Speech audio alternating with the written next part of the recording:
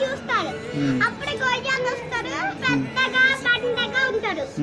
అయితే ఒక రోజు దేవుడు 5 రాళ్ళను తీసుకొని ఒక మాయలో తీసుకొని గొయ్య తెచ్చేసరికి నూనె పడిగొడతావా అని గొయ్య తండ్రి. అప్పుడు దేవుడు ఒక రాయి తీసుకొని వాళ్ళు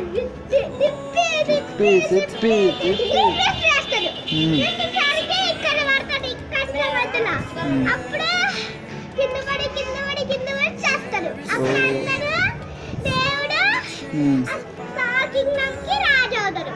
డేవిడ్ని ఏమంటారు అప్పుడు? డేవిడ్కి జై హో, జై హో.